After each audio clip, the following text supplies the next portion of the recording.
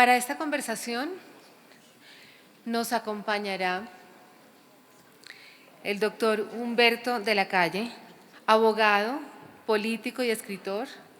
Fue registrador nacional del Estado Civil, magistrado de la Corte Suprema de Justicia, ministro en el gobierno de César Gaviria de 1990 a 1993, representó al gobierno colombiano en la Asamblea Nacional Constituyente de 1991, fue vicepresidente de la República durante el gobierno de Ernesto Samper de 1994 a 1996, embajador ante la OEA de 2001 a 2002, jefe del equipo negociador por parte del gobierno de Juan Manuel Santos en el proceso de paz con las FARC-EP y candidato presidencial a las elecciones de 2018. Le damos una cordial bienvenida. En este segmento tendremos a Germán Rey, quien conversará con el doctor de la Calle. Germán es psicólogo, periodista y sociólogo, especialista en los campos de periodismo, psicosociología, cultura y desarrollo. Forma parte del Consejo Rector de la Fundación Gabriel García Márquez para el Nuevo Periodismo Iberoamericano. Es autor de clásicos de la comunicación como Balsas y Medusas y La Fuga del Mundo. Muchas gracias. Buenos días, doctor de la Calle.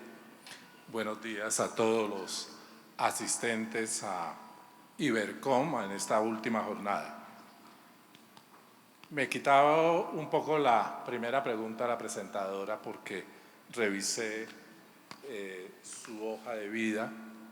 No hay nada más peligroso que ver una hoja de vida en Google porque o dice fake news o está casi siempre incompleta. Pero Humberto de la Calle ha tenido, más que tener, ha desempeñado excelentemente todos los cargos importantes en Colombia, porque ha sido registrador, ha sido magistrado de la Corte, ha sido ministro de Gobierno, ha estado en la Asamblea que construyó la Constitución, la más reciente Constitución colombiana del 91, ha sido ministro del Interior, embajador y fue el jefe del grupo negociador por parte del Estado con las FARC-EP. Pero revisando en Google encontré algo suyo, es una experiencia que me parece muy interesante. Usted fue decano de la Facultad de Derecho de la Universidad de Caldas. Esto es realmente muy importante porque es una región de la que usted es nativo, donde nació, o sea que el negociador viene de provincia, no es un bogotano que negocia en La Habana. Luego que estudia en la Universidad de Caldas, que es una universidad muy prestante por muchos motivos, y después es decano de la Facultad de Derecho. En el argot popular colombiano se dice que cuando alguien tiene muchos títulos está más preparado que un yogur. Pero yo creo, mi impresión es que cuando usted fue a Palacio a recibir la propuesta del presidente Juan Manuel Santos, estaba totalmente a punto, no estaba ni más ni estaba menos. ¿Cómo su carrera le aportó a este proceso de negociación? Bueno, primero pues mil gracias, Germán, muy interesante este desafío de poder conversar con ustedes hoy. Y mil gracias también a Ibercom, a la decana, a los directivos. Bueno, me siento muy complacido de poder estar aquí. Ya que Germán comenzó por el adagio popular, pues entonces yo lo completaría con otro. Porque cada que leen esa hoja de vida mía yo me siento un poco, me sonrojo un poco, ¿no? Y ahí surge ese otro adagio, que es que he tenido más puestos que un bus.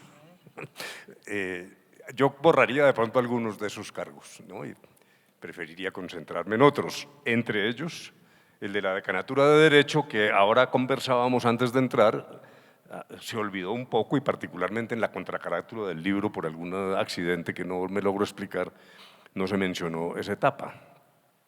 Bueno, dijéramos que recogiendo la pregunta referida a esas circunstancias de la hoja de vida, lo primero que yo diría es, yo estudié en un colegio de sacerdotes que no pertenecía a una orden específica, sino que era un colegio de la curia manizaleña, el colegio de Nuestra Señora. Era un colegio policlasista y allí aprendí muchas cosas, pero sobre todo una visión integrada de la nacionalidad colombiana, de lo que significaba una presencia de jóvenes de todas las procedencias y de todas las características sociales. Yo diría que aprendimos de los profesores, pero aprendimos de la convivencia, y ahí surge una primera preocupación en torno al sistema educativo colombiano, todos los temas de cobertura, calidad y tal, pero yo me preocupo más por un elemento, y claro que puede ser que la Javeriana no sea el sitio para decirlo, pero creo que el sistema educativo que nos integraba nos está desintegrando. Antes era un punto de encuentro, en mi colegio estábamos todos, o en el instituto universitario, que era el colegio oficial de una alta calidad y categoría, y todo muchacho de estrato que fuera, palabra que no usábamos en ese entonces, sencillamente se integraba. Nosotros aprendíamos a vivir de los éxitos, pero de los fracasos y de las zonas oscuras de nuestros propios compañeros. Ahora no ocurre eso, dijéramos que esta sociedad ha perdido como un punto de encuentro, y creo que eso tiene que ver con estas marchas de ahora para que vamos conectando temas, pero sobre eso seguramente podemos volver. Y luego doy el paso a la universidad, una universidad de provincia, una universidad pública, con las mismas características de integración social, con unos profesores estupendos, pero también, repito, con una convivencia, creatividad, insolencia y un grado importante de rebeldía. Entonces, dijéramos, allí arranca una vida que incluso tenía una vena de solidaridad social que desafortunadamente fui perdiendo con el paso del tiempo. Entra uno en los vericuetos de la vida real, de la vida pura y dura, de tenerse que ganar el mercadito. Un amigo mío dice, se necesita platica para la papita y el licor.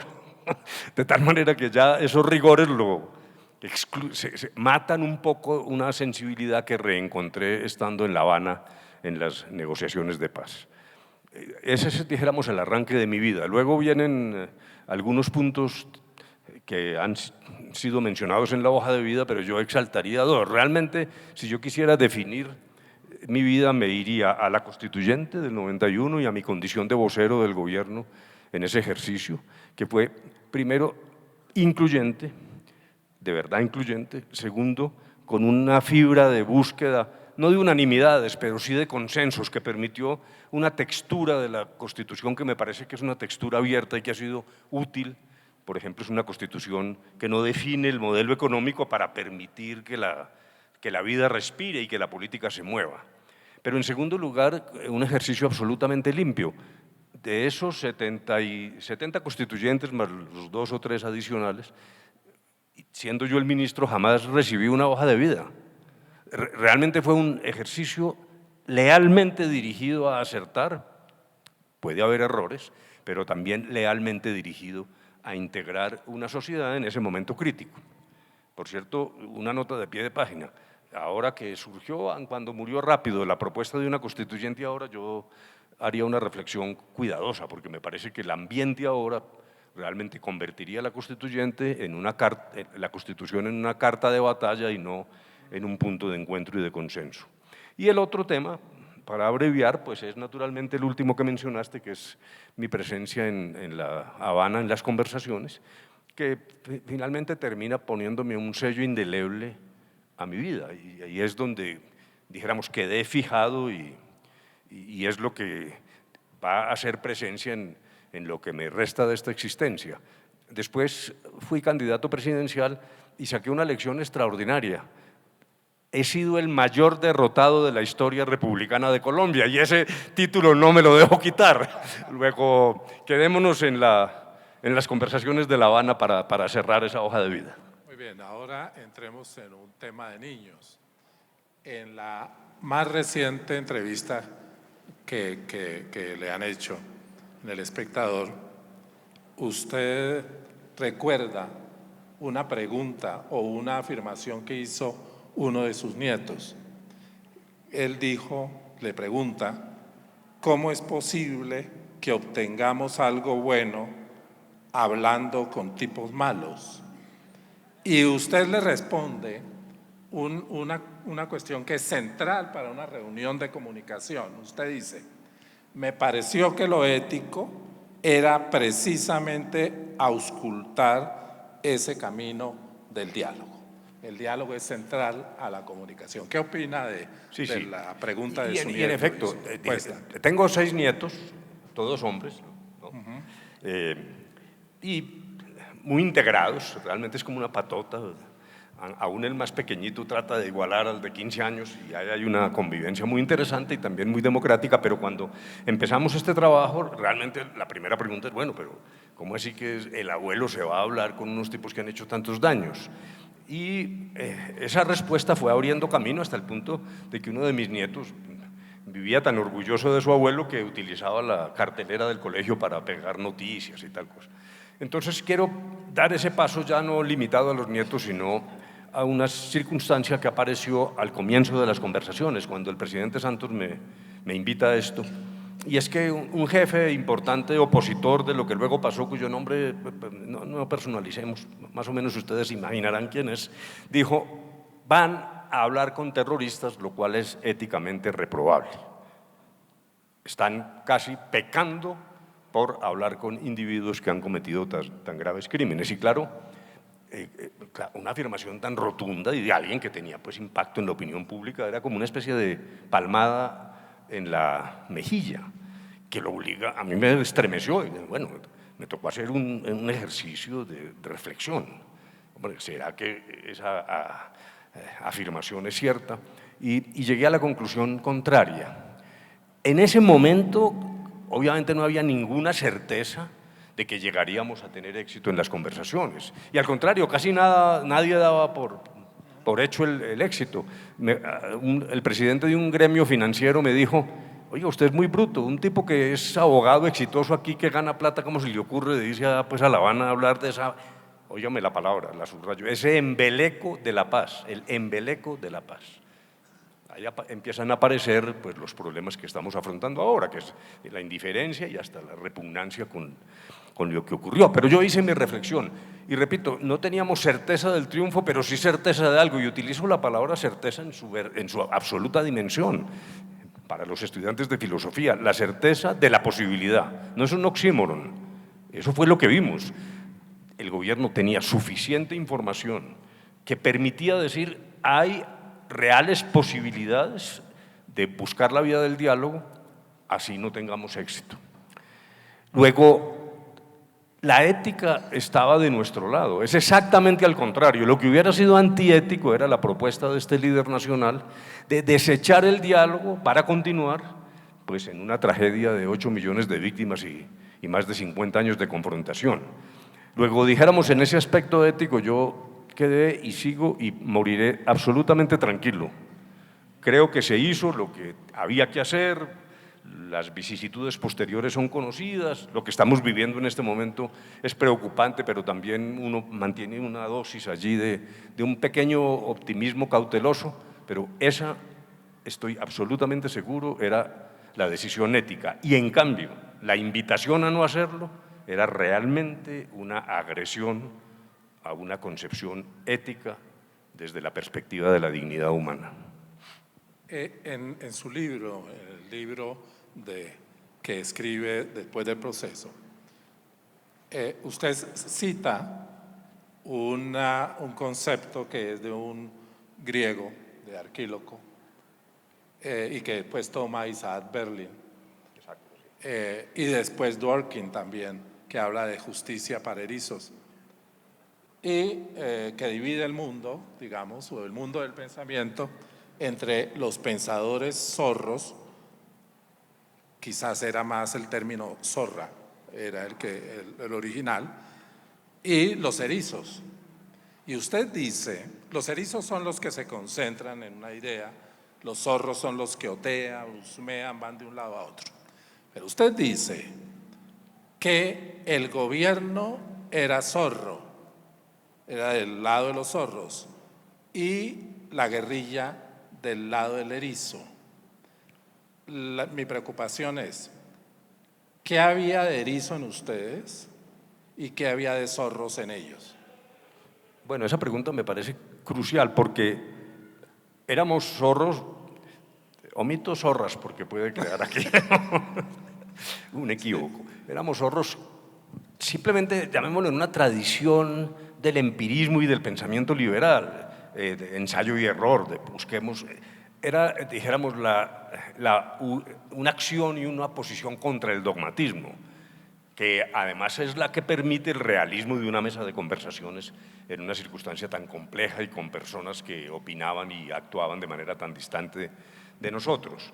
Pero sí había un elemento erizo. Esa es una pregunta enorme porque nosotros lo traducimos en términos de negociación en lo que eran nuestras líneas rojas. Exactamente. Sí, Sí. nuestras líneas rojas eran, dijéramos, el Estado de Derecho, también un modelo de economía abierta, dijéramos, sin ningún devaneo socialista. Y a propósito de todas estas diatribas que hemos vivido, yo sí reto a quienes dicen que se le iba a entregar el país al castrochavismo, etcétera, que me saquen un solo segmento o una palabra socializante en ese acuerdo. Ese acuerdo se hizo rigurosamente en el ámbito del Estado occidental de derecho. Claro, transformador, con el deseo de generar incluso nuevas legalidades, pero sin ninguna desviación de esa naturaleza. Lo que me permite una nota de pie, es que a uno le van aflorando las ideas, a mí me da como pena, pero una nota de pie de página es que leyendo pues ahora esta situación y la invitación del presidente a la conversación, entonces dice, conversemos de paz con legalidad, lo cual suena muy bien, ¿no? No, pues claro, sí. Yo creo que esa expresión es venenosa y me parece que tiene ahí como unos dardos. ¿Qué quiere decir? La expresión paz con legalidad surgió en la campaña política para la presidencia como una especie de diferenciación y condena a lo que se había hecho en La Habana. No, es que nosotros sí vamos a hacer la legalidad, lo cual quiere decir ustedes decidieron recorrer los caminos de la ilegalidad. Es más o menos por una confrontación que no es tan evidente. Pero en segundo lugar tiene una falla enorme. Dijéramos, dejemos esta de lado, porque parecería como venir aquí a confrontar, eso no interesa. Pero la segunda falla es que un acuerdo de paz produce una nueva legalidad. La expresión paz con legalidad da la sensación de, no, para que seamos francos y hablemos en castellano, es la rendición, ¿no? Ustedes, señores, dejen las armas y se rinden a nuestro enjambre legal, ¿no? Por ese camino no hubiera habido acuerdo nunca, porque el acuerdo se basaba en el deseo leal de generar caminos, que yo los defino más como oportunidad. Me parece que el acuerdo es un acuerdo de fin del conflicto. Realmente no es un acuerdo de paz, cuando a veces se abusa de las palabras. La paz nos corresponde a todos, dura más, esto es una década, 2 décadas. Pero ese acuerdo del fin del conflicto tenía que basarse en un paso adelante, en una hoja de ruta para una sociedad. Pero bueno, ahí termina la nota de pie de página. Entonces, nuestro erizo era, para decirlo en términos de negociación, y realmente fuimos celosos en eso, al contrario de lo que algunos pensaban, en que nosotros no sacrificamos el trono moral, lo que se llama el trono moral en una mesa de negociaciones. Nuestras instituciones, nuestro ejercicio democrático, con vicios, plagado de errores y de dificultades, sin embargo, ostentaba la legitimidad frente a una guerrilla que, aún reconociendo el carácter de antagonista, porque si no, no hubiera habido diálogo, venía de una situación de ilegalidad, además de características inhumanas y degradantes. Luego, nuestro erizo era saber que teníamos líneas rojas. Ahora, allí en el libro yo hablo de líneas rojas absolutas y líneas rojas contingentes. Dijéramos que pues, es como un pequeño aporte a esto de las negociaciones que no es tomado de ningún libro, es tomado de mi experiencia directamente. Porque elementos que eran líneas rojas cuando comenzamos las conversaciones fueron cambiando. Y pongo un ejemplo que creo que está allí en el libro, y es, nosotros dijimos, bueno, vamos a negociar bajo el fuego, lo cual era muy difícil de explicar, era uno de los temas más dolorosos para nosotros, porque claro, nos decían, pero si están conversando, ¿por qué se matan? Y eso es muy poderoso, ese mensaje. Pero la experiencia nos había mostrado, yo estuve en Caracas como ministro de Gobierno en el año 91 para inaugurar las conversaciones de aquella época. Y la lección que sacamos de allí es que el haber comenzado por el cese de hostilidades como primer punto fue uno de los elementos que condujo al fracaso de las conversaciones, porque el cese de las hostilidades solo es viable cuando ya tienen una especie de masa crítica de acuerdos que permite ir generando confianzas, incluso no confianzas en las personas, que es una pregunta que siempre le hacen a uno, no, confianzas en el proceso, en el procedimiento, en lo que estamos haciendo. Por lo tanto, negociar bajo fuego era el punto de partida y el colofón para nosotros de eso era no habrá cese del fuego sino con el acuerdo final. O sea, la guerrilla siempre insistió en ceses anticipados o en la búsqueda de soluciones humanitarias, en fin, sucedáneos del acuerdo final temporalmente, y nosotros sosteníamos la tesis contraria. Pero eso cambió con los acontecimientos y los hechos. Primero, la guerrilla decretó varios ceses unilaterales y eso había que reconocerlo. Entre otras cosas, colocaban al gobierno contra la pared, porque era mayor la presión de decir, bueno, si estos señores cesaron el fuego, ¿ustedes por qué siguen en la actividad militar? Pero cuando se genera a la vez una situación en la cual esta guerrilla empieza repito, a adelantar unilateralmente ceses de fuego, y vienen un esquema que llamamos el de desescalamiento, el de por qué ir reduciendo algunos elementos militares de la confrontación, se presentó la posibilidad y se logró del cese de fuego definitivo aún antes de haber terminado las negociaciones, lo cual muestra que era una línea roja de arrancada, pero contingente. Allí tengo, sin embargo, una frustración muy grande, porque cuando se anunció que íbamos a firmar el cese de fuego definitivo, que era el final de la guerra, no teníamos un acuerdo logrado, pero era el final. Entonces, nos parecía que iba a ser la gran apoteosis. Entre otras cosas, se llenó de periodistas. Hace poco me dijo un periodista internacional, hombre, eso fue un fracaso, llevamos antenas de transmisión, en fin, y ustedes… Y esto pasó desapercibido en la sociedad colombiana. En efecto, yo me imaginaba que íbamos a reproducir la famosa foto del soldado besando en Times Square a la enfermera que no conocía, no porque yo tuviera una enfermera prevista para ese efecto, pero… Y no pasó nada. Fue una cosa realmente sorprendente. Pocos días después se murió ese cantante que se llamaba Juan Gabriel, un cantante mexicano muy famoso.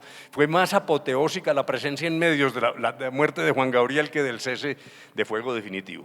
Pero, reitero, para simplificar la respuesta, teníamos el elemento central de un genuino Estado de Derecho sin devaneos socializantes y sin salirnos de la línea del reconocimiento de los derechos, en una visión, claro, de progresividad y de caminos para que la sociedad, aprovechando la oportunidad del cese del fuego, también hiciera ese tránsito del cambio de piel y estableciera una sociedad más justa y más equitativa, ¿no? Alguna vez en Santiago de Chile yo le hacía una pregunta al jefe negociador del Tratado de Libre Comercio Chile-Estados Unidos. Obviamente es otro nivel, pero es negociación. Y le decía la pregunta obvia, ¿cuál fue el momento más difícil de la negociación? Y él me respondió esto textualmente, me dijo, primero yo creía que lo más difícil iba a ser el lobby agrícola, hasta que llegó el lobby farmacéutico. Y yo creía que iba a ser más grave el lobby farmacéutico hasta que llegó el lobby de Hollywood. Me da la impresión en su libro, hay varios momentos complicados en su libro para responder esta pregunta, pero me da la impresión que el momento en que convergen todas las tormentas, o uno de los momentos, es cuando el ejército empieza a bombardear. Por otra parte, ustedes están negociando un tema muy delicado que después va a tener que ver con la JEP y todo lo que le ha sucedido, el tema de la justicia. Y por otra parte, usted ya señala y ve que el ambiente en la opinión pública colombiana está muy complicado también. ¿Ese es uno de los momentos o hay algún otro más complicado? Sí, dijéramos que ese es uno, pero quisiera agregar otros incluso más puntuales. Ajá. Alguno que significó incluso una ruptura durante unas horas de la mesa, algo que en ese momento no trascendió, ruptura de verdad, que ahora lo abordo, pero es que quiero aprovechar para hablar de Germán del bombardeo, porque ese es uno de esos temas fantásticos donde la necesidad de ahorrar palabras y la continencia y austeridad en el lenguaje que nos obligaba a la situación en particular a mí. Yo siempre leí declaraciones, nunca improvisé, y entonces me decían, hombre, eso es muy aburrido, ¿usted por qué no? No, en una circunstancia de esta naturaleza yo prefería leer y solo lo hacíamos cuando había realmente algo que decir. Claro, eso generó un desbalance muy grande. A mí cada que venía a Bogotá me decían, pero es que el señor Márquez habla todo el día y usted no le contesta y entonces se está generando la sensación de que las FARC son las que ponen la agenda. Yo pensaba para mis adentros, convertir La Habana en una pelea entre Márquez y De la Calle es la ruina del proceso. Entonces tocaba continuar en una línea, dijéramos, cuidadosa de la comunicación. Y por eso esto que les voy a contar nunca se supo. Cuando en uno de esos ceses del fuego, una de las medidas de desescalamiento a las que aludí fue la suspensión de los bombardeos de gran calado, que se llaman bombardeos alfa.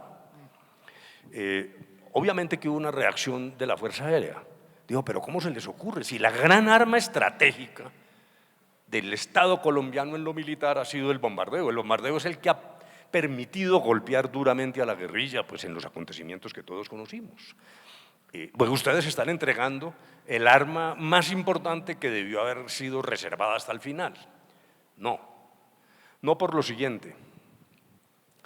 Primero, porque esos bombardeos, dicho con la dureza del lenguaje militar, pues buscaban lo que se llama objetivos de gran valor.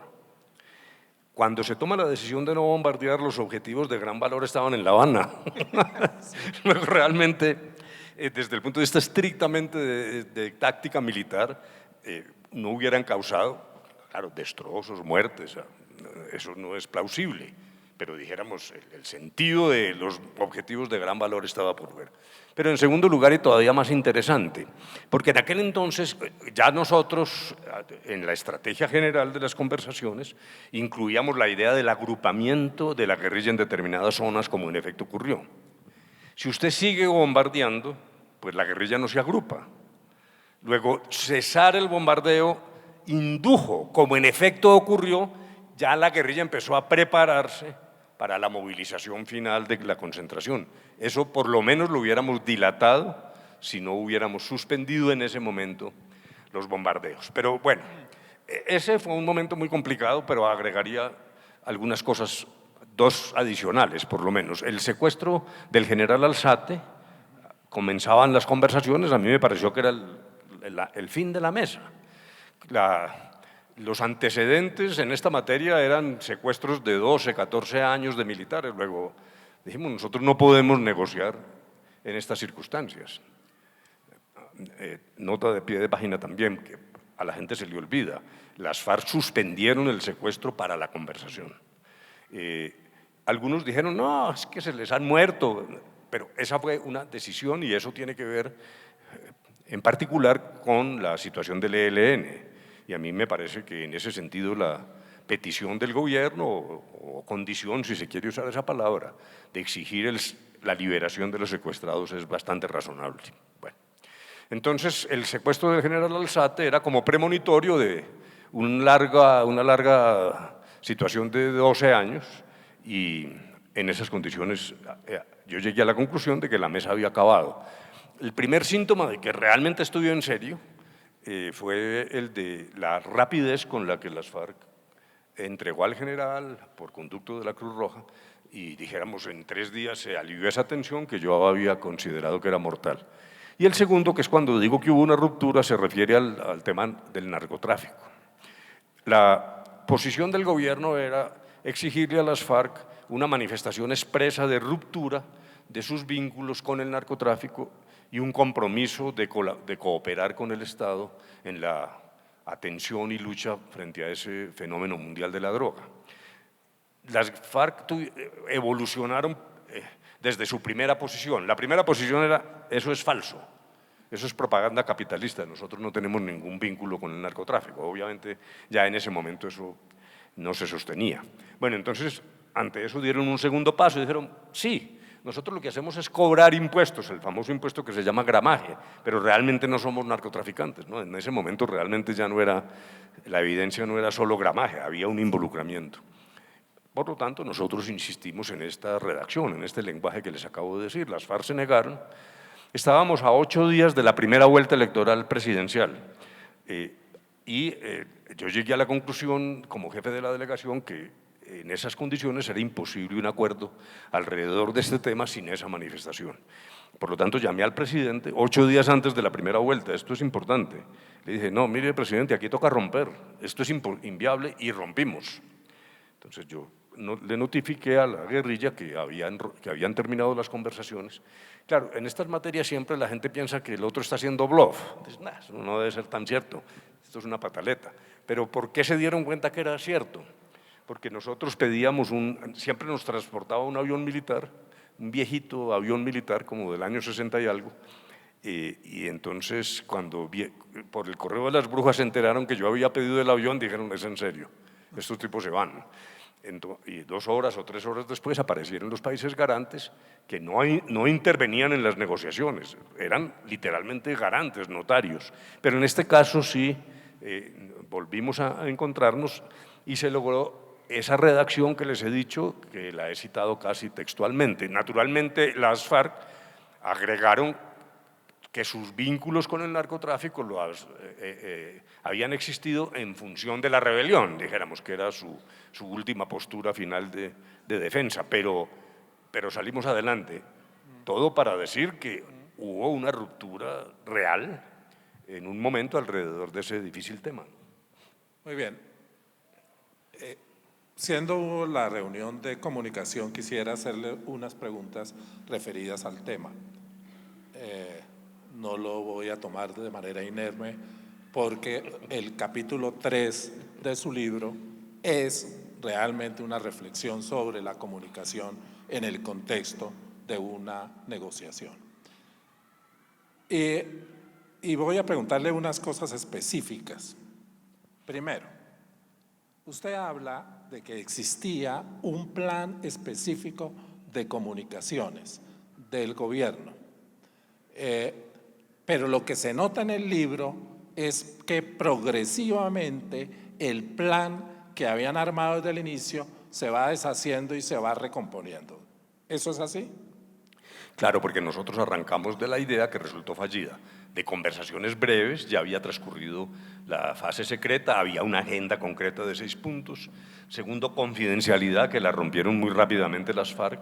Y luego, como lo dijiste, Germán, ya empieza la gran impaciencia de la sociedad colombiana, se van acercando las negociaciones, lo cual en mi opinión fue fatal, en mi opinión fue el mayor error de las FARC, porque hubiéramos podido negociar antes, pero el alivio del micrófono los mantuvo encantados en la prolongación del foro que habían montado, y con la llegada electoral ya no era la paz con mayúsculas, sino una pequeña paz electoral con minúscula, y me parece que eso contribuyó entonces a generar ese problema. Pero claro, todo esto fue generando dificultades en el plano de las comunicaciones. Es curioso que el capítulo se llama La estrategia de la verdad, porque se dice habitualmente que lo que primero se pierde, claro que en la guerra, es la verdad, y se supondría entonces que en la paz va aflorando un cierto tipo de verdad. Pero hay un segundo elemento de comunicaciones, y feroz me parece, y lo trabaja a través del libro, y es el tiempo. El tiempo. El tiempo marca la negociación de muchas maneras. Ustedes se levantaban a 1 hora, iban a la negociación a determinada hora, terminaba la negociación. Había un tiempo cotidiano, pero había el tiempo de la opinión pública, pero había el tiempo de las elecciones, pero había una cantidad de tiempo. ¿Ustedes cómo manejaron eso? Dijéramos, el punto de partida resultó muy equivocado. El propio presidente Santos habló de meses y no de años. Sí. En privado yo sí le dije: no se haga tantas ilusiones. Esto, la práctica muestra que eso no es tan fácil. Entonces, la segunda ilusión de una frase del presidente Santos era, no, él la dijo en público, colombianos, tranquilos, yo me voy a negociar, pero si esto se acaba no pasa nada, para la sociedad no hay ningún costo. Le dije, no se haga ilusiones. A mí me tocó la ruptura de las conversaciones Caracas-Tlaxcala sobre la base de acontecimientos de orden público muy duros y, sin embargo, la réplica nacional e internacional. Es decir, la salida siempre es costosa, esas eran ilusiones. Entonces, dijéramos, a partir de allí, ya lo había dicho, pues se diseña una cosa discreta, rápida, con una comunicación muy limitada a lo que era necesario informar en virtud del principio según el cual nada estaba acordado hasta cuando todo estuviera acordado. Pero claro, allí entonces empieza a deteriorarse una situación aquí en la opinión y en particular surge una ruptura del tiempo, como en efecto lo has dicho y ya más o menos lo había insinuado, que en las conversaciones los gobiernos están regidos por los tiempos de la democracia, que son tiempos fundamentalmente electorales. Los gobiernos tienen plazo, las guerrillas no.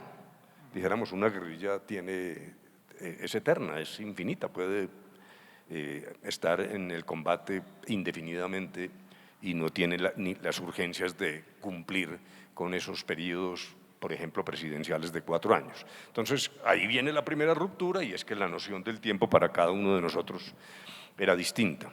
En segundo lugar, ya lo dije y lo reitero, la presencia del tema electoral desfiguró mucho el ritmo de las conversaciones y también fue generando esa impaciencia que contribuyó al rechazo del 2 de octubre. En tercer lugar, el plebiscito ya implicó romper las amarras de la comunicación, porque entonces esa cosa discreta que había que hacer antes, pues ya se convirtió en una campaña donde era necesario comunicar, y ahí empiezan a surgir algunas anomalías. Por ejemplo, lo de las noticias falsas, que yo allí tengo que hacer, y lo hago en el libro, una confesión, porque siempre lo fácil es decir, no, perdimos el plebiscito porque hubo mucha noticia falsa, fake news, entonces eso nos exonera de responsabilidad. Yo creo que eso es mucho más profundo. En primer lugar, los comunicadores tienen una dificultad muy grande y es que los presidentes siempre le echan la culpa a los comunicadores. Todos los presidentes dicen, y Santos decía, caramba, es que ustedes no saben comunicar, estas maravillas del gobierno y nadie cuenta y los ministros. Y realmente eso es un poco ficticio.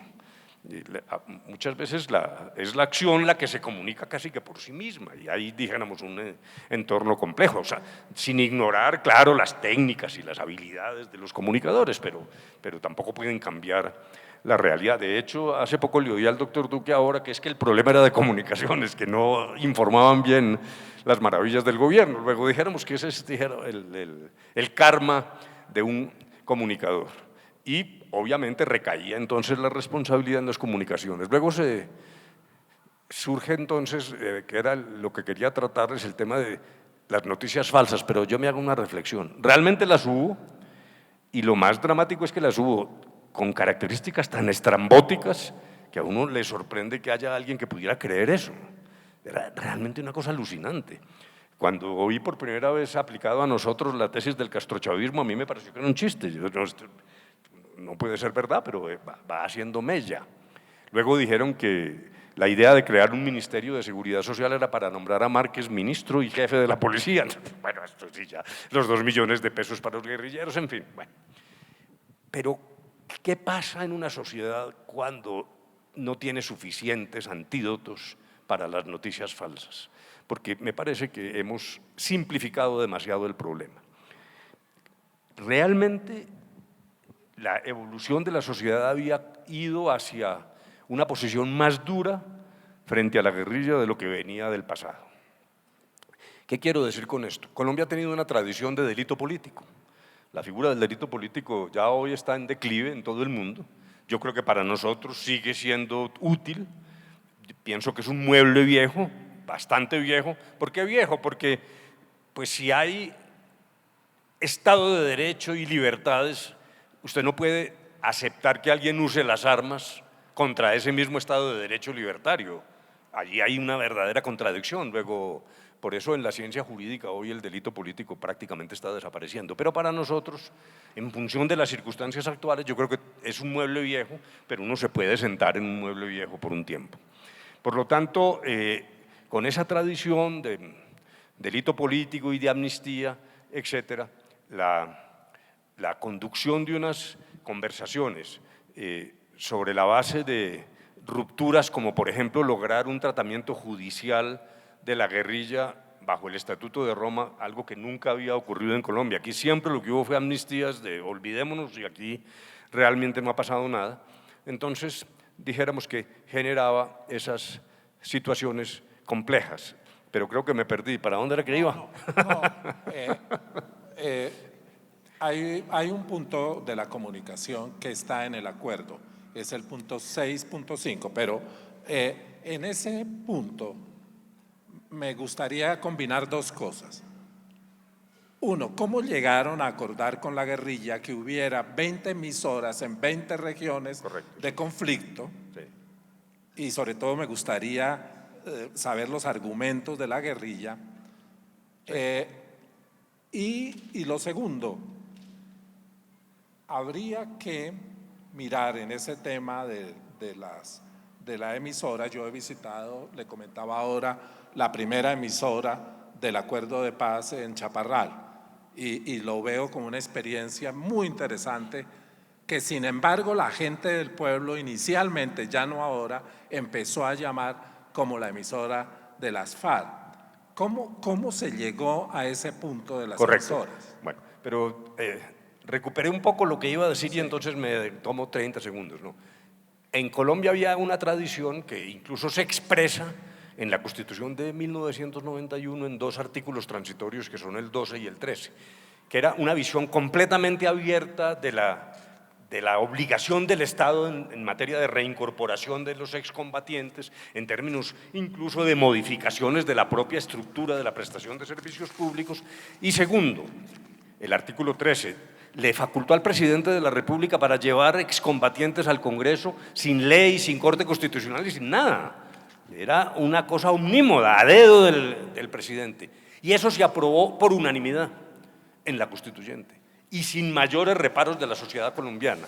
Luego, me parece que las fake news, por delirantes que fueran, cumplían su efecto porque la sociedad se había endurecido con razón en tanto y en cuanto el conflicto se degradó, los secuestros eternos de las FARC, su mezcla con el narcotráfico. O sea que así fuese falsa la información, caía en un terreno fértil, que era el terreno del rechazo, particularmente a dos puntos, que era la intervención en política y las penas alternativas, que fueron aplaudidas, repito, unánimemente 30 años antes.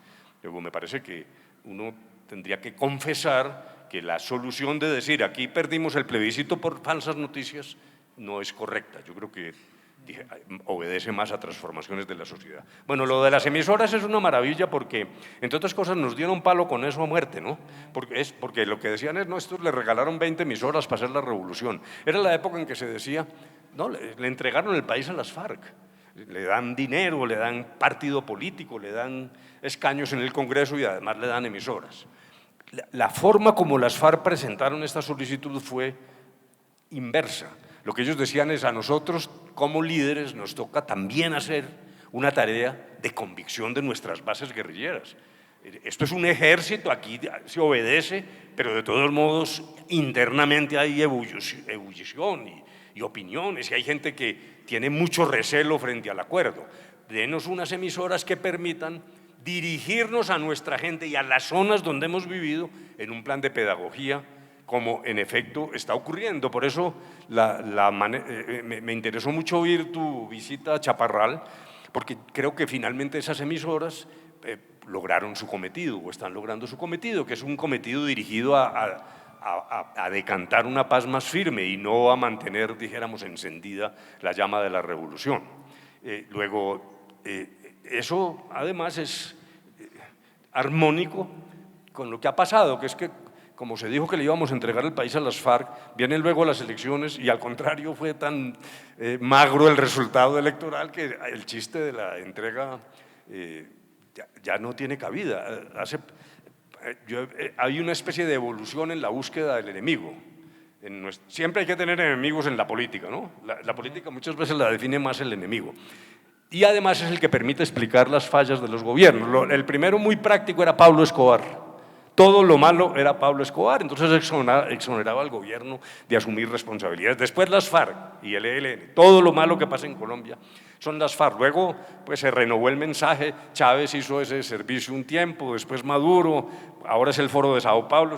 Vamos como cambiando de enemigos, pero fundamentalmente el mito que fracasó era el de la entrega a las FARC de un país cuando realmente la voz de las FARC incluso ha sido opacada. Hace poco lamentablemente un ex negociador dijo, lo que está pasando con estas marchas viene de La Habana, eso fueron las FARC los que instauraron este sistema de protestas violentas. Primero, es falso. El punto 222 dice el derecho a la protesta pacífica y a través de un estatuto que garantice los derechos de los no protestantes, de los ciudadanos que no quieren, que no están involucrados en la protesta. Luego, basta la literalidad del acuerdo para saber que no es cierto, pero lo segundo, no vamos a quedar atascados como sociedad en las FARC. No falta que ahora, con lo que hemos visto de movilización ciudadana, sigamos pensando que lo que explica eso es las FARC. Francamente, me causa un cierto asombro. Pero bueno, las emisoras tenían un propósito de difusión y de pedagogía. Me pasa una cosa y es que cuando estábamos sentados me llegó prácticamente una dulce orden perentoria y era que hablaríamos una hora. Yo no sé cuánto hemos hablado, pero me parece como un minuto. Es el gran problema que tengo y que me hace acordar que hace unos meses tuvimos una reunión pública donde estaba un mamo, un taita y un palabrero guayú.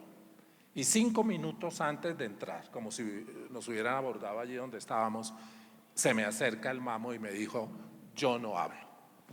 Esto era una catástrofe, era una reunión, estaba el teatro ya con la gente y él me decía, yo no hablo. Y entonces yo le pregunté, señor, ¿por qué no desea hablar?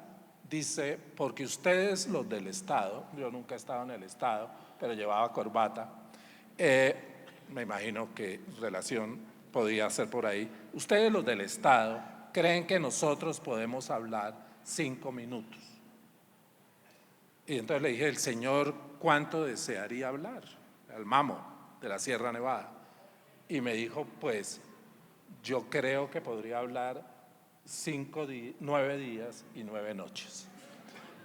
Y yo quería organizar en el centro ático que dirigí una jornada que se llamara 9 días, 9 noches, en que hubiera colchones, etcétera, y que se hablara 9 días, y al mamo me imagino que hablaría, no sé si las 9 días y 9 noches.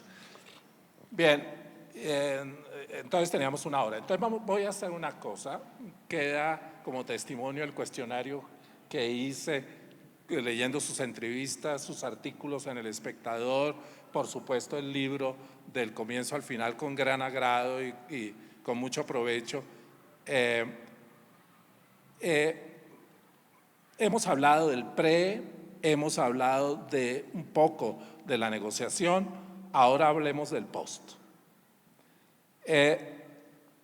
Y usted dijo en alguna parte del libro, dice que el acuerdo es como un reloj suizo o como un castillo de naipes. Si usted le quita una pieza, se desbarata, dice usted.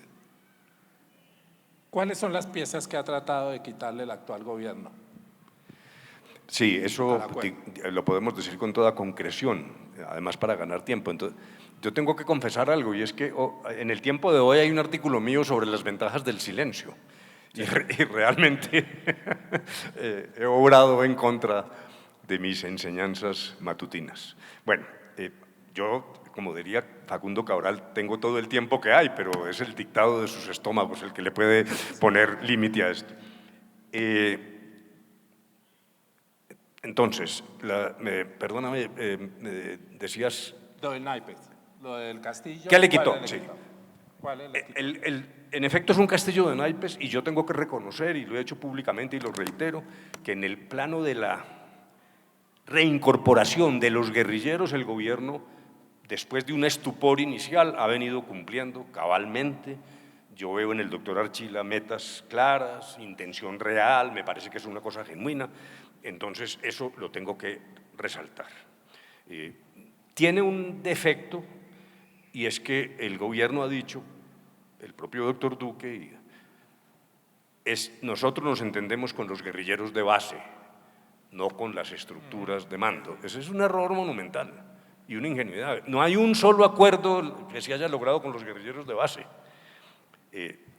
Los guerrilleros, usted puede enguerrillerar 10.000 personas en Colombia en un mes, ese realmente no es el problema.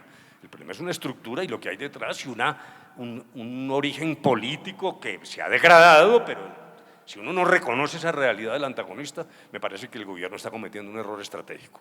Pero el segundo es, Germán, lo que tú me preguntas, el acuerdo tiene otros temas que incluso, siendo la reincorporación muy importante, los otros son más estructurales y mucho más profundos, que además se acordaron como hoja de ruta para la sociedad colombiana. Este no es un tema de las FARC y del gobierno X o el gobierno Y.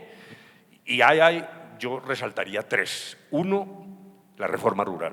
Aquí llevamos siglo y medio viendo el aborto tras aborto de los intentos de reforma rural, hasta la reforma agraria de alguien que no podía ser calificado de comunista, que era el binomio Alberto Lleras-Carlos Lleras, fracasó.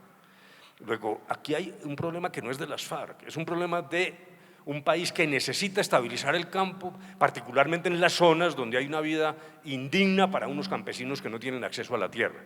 Eso no se está cumpliendo y creo que no se va a cumplir. Ni el gobierno tiene interés, ni en el Congreso veo yo capacidad de tomar unas decisiones, entre otras cosas por la presencia de terratenientes de tierras improductivas que viven del engorde de las mismas o de otros propósitos estratégicos distintos a una mayor productividad de la economía agraria colombiana, lo cual no se aplica a todo el país. Pero la ventaja de este acuerdo es que ni es socializante, se hizo con respeto a la propiedad privada y reconoce que en algunas zonas la potencialidad de Colombia en materia agroindustrial es enorme y tenemos que aprovecharla. Pero la estabilización del campo es una necesidad nacional y esta reforma rural ya no es ideológica, a diferencia de lo que ocurría en los años 50 y 60. Segundo, la reforma política. A mí me parece que tenemos un defecto nosotros los colombianos del fetichismo legal y siempre creemos que las cosas se arreglan escribiendo papeles. Ya hace una ley y se olvida del problema. Dijéramos, ese es un defecto, por lo tanto tampoco creo que todas las transformaciones del sistema político dependan de leyes. Pero sin leyes es imposible y las leyes tienen coerción, pero también tienen impacto pedagógico. Allí se estableció un mecanismo. A diferencia de lo que decían, que nosotros íbamos a negociar la democracia colombiana con unos terroristas, lo que se hizo fue generar mecanismos para que todas las fuerzas políticas, incluidas las FARC sin armas, tomaran las decisiones. Una de ellas fue una comisión de expertos que señaló unos caminos y el proyecto del gobierno fue absolutamente tímido y tampoco veo mayor interés en una verdadera reforma política. Y el tercero, y quizás más grave, es el de la justicia transicional. La base de la jurisdicción llamada JEP es la convocatoria de todos los responsables. Las FARC son responsables de graves crímenes, gravísimos. Allá no fuimos a La Habana a aplaudirlos, pero aquí hay otros responsables y si no asumimos esa realidad, no vamos a pasar la página de la violencia.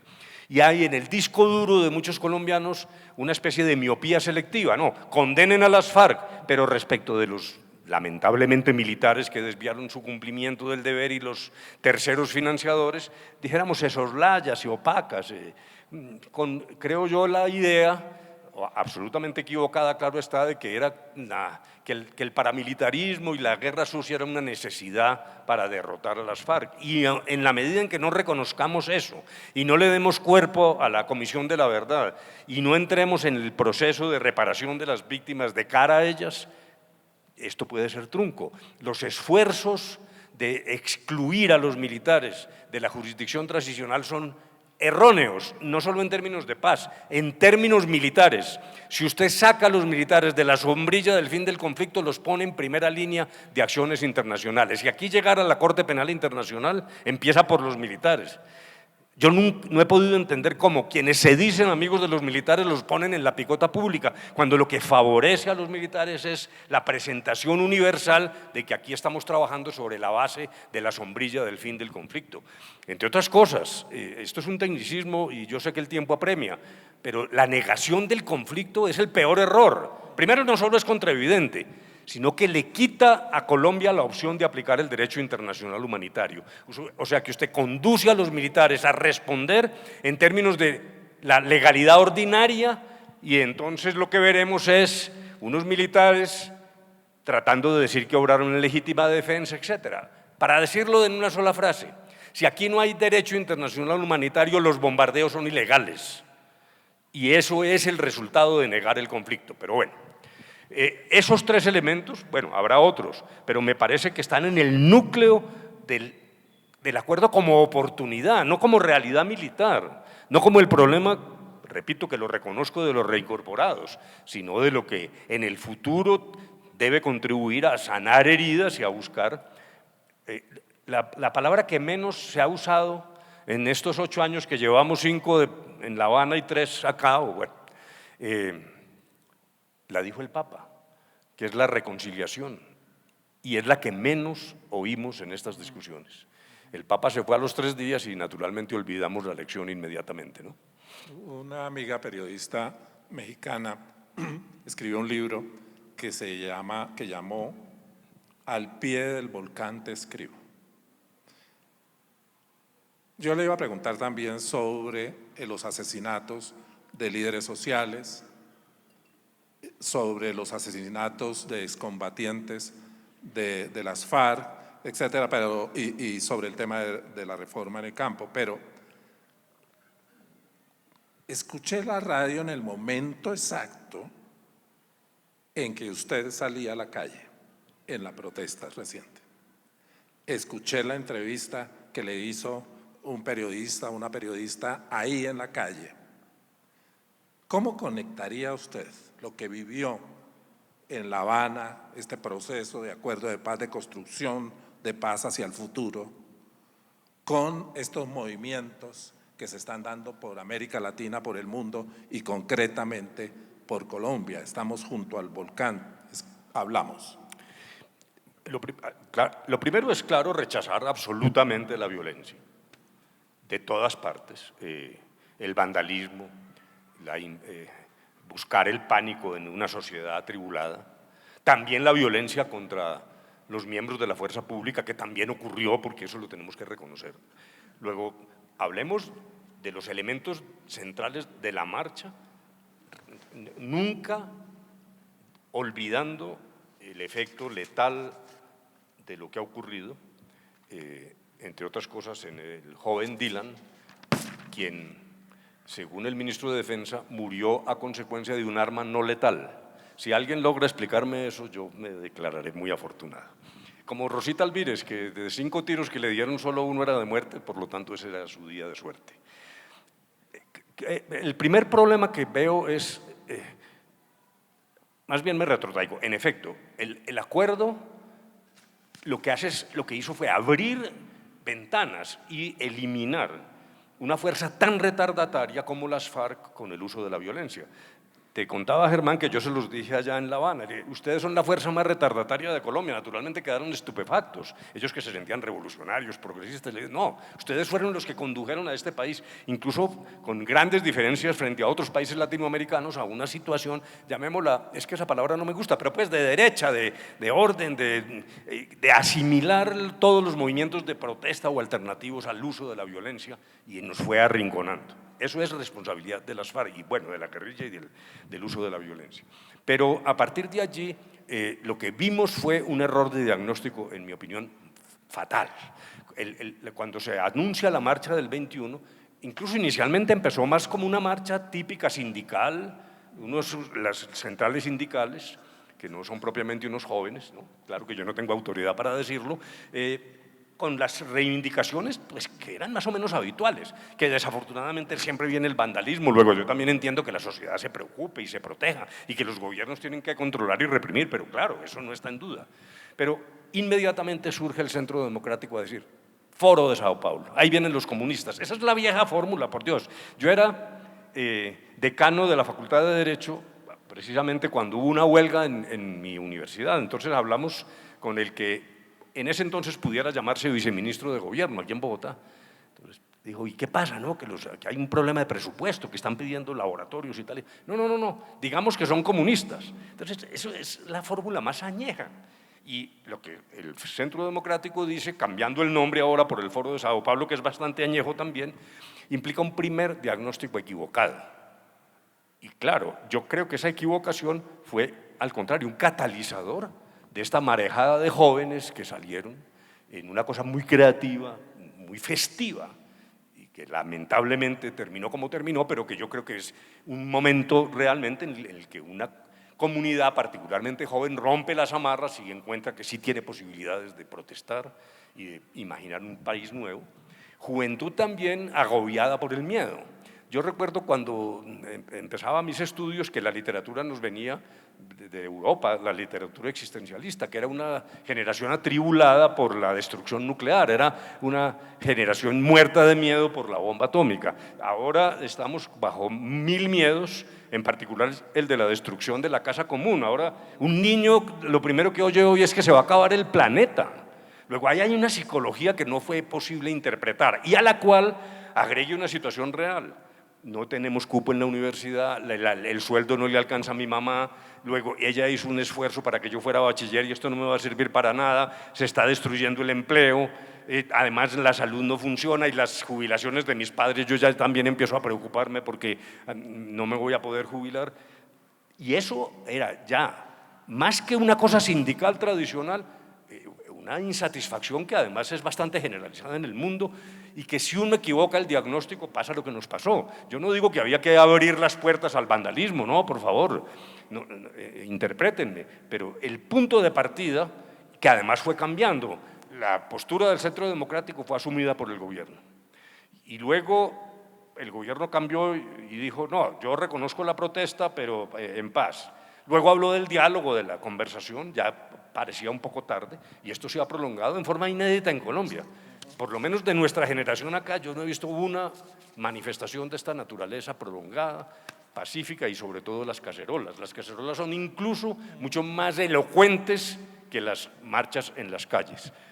Pero aquí, claro, lo que estamos viviendo es una situación de insatisfacción que hay que interpretar, así no haya remedio inmediato para todo. Ejemplo, el sistema pensional no es viable. Eso también del otro lado lo tenemos que entender, porque no solo se trata de protestar, está desfinanciado, pero el lenguaje tenía que ser distinto, por lo menos tender una mano, la empatía para estos jóvenes atribulados, creativos, que llenaron de fiesta, de memes y de alegría una manifestación ciudadana que no tenía antecedentes y que creo que sí ocupa un espacio que abrió el acuerdo de paz en La Habana. Prometo que las preguntas que circularon las sistematizaremos y las pondremos en algún sitio donde puedan ser reconocidas. Pero yo creo que estamos en este momento totalmente de acuerdo con que fue un acierto que este evento de Ibercom fuese cerrado simbólicamente de alguna manera, abierto diría yo, por Humberto de la Calle.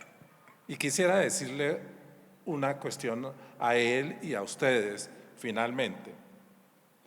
En todas las mitologías, desde las antiguas hasta las modernas, hasta las contemporáneas, el hombre de paz es reconocido por la combinación de cosas, de virtudes, de calidades, de la valentía y de la prudencia, de la perseverancia y la escucha, del escepticismo y la voluntad de acción, etc. Y alguna vez me llamó la atención, leyendo a Norberto Bobbio, que Norberto Bobbio decía que en esas grandes dicotomías humanas, el bien y el mal, el placer y la realidad, la guerra y la paz, siempre había uno de los conceptos que era mucho más fuerte, mucho más atractivo. Y decía, en guerra y paz es la guerra. La verdad es que la experiencia que hemos empezado a tener hoy al escucharlo es que probablemente habría que mirar el concepto de Bobbio y decir qué es lo atractivo de la paz a partir de alguien que deja el país, que se va a una isla, que mira unos erizos. Los erizos no solamente estaban adelante, al frente, sino que estaban también en su propio lado, etcétera. Y llegan a firmar una negociación que además en un referéndum no gana por 50.000 votos. Pero finalmente se hace el acuerdo. Y entonces voy a acudir a algo que se habla de los que son de Manizales. El interés literario apareció en varios momentos de su conversación, pero ahora recientemente apareció. Y es que creo que un político caldense y escritor coetáneo, no, pero sí, Silvio Villegas, mucho más anterior, por supuesto, a usted, que habló de lo greco-quimbaya. Lo greco-quimbaya. A mí eso me parece precioso. Suena raro, pero es bellísimo la tradición griega con la tradición caldense, quimbaya. Son los ancestros de Manizales. Yo voy a hacer una combinación no greco-quimbaya, pero sí romano-quimbaya. Resulta, amigos y amigas y todos, y Humberto, que hay un dios en esas mitologías que es romano, que era a la vez un dios de la guerra y un dios de la paz. Ese dios se llama Jano y tenía dos rostros. Pero miren ustedes lo que averigüé. Era maravilloso, era el dios de las puertas, el dios de los comienzos, el Dios de los portales, el Dios de las transiciones, el Dios de los finales. Lo que ha hecho usted como hombre de paz es a la vez una mirada hacia el pasado de este país, pero sobre todo una mirada hacia el futuro de este país. Cuando era guerra en Roma, que era frecuente, se abrían las puertas del templo de Jano. Esto siempre me ha llamado la atención. Se abrían las puertas en guerra. Y cuando era la paz, se cerraban las puertas del templo. Usted como hombre de paz ha ayudado a cerrar, así sean entreabiertas, no importa, pero a cerrar las puertas de una guerra degradada, terrible, con millones de víctimas y desplazados, con cientos de miles de víctimas y millones de desplazados. Por eso es que pienso que esta conversación, que debería durar 9 días y 9 noches, ha sido una feliz decisión para este encuentro. Y por eso les pido a todos que, como una forma de agradecerle a un hombre de paz, hagamos un aplauso bien entusiasta.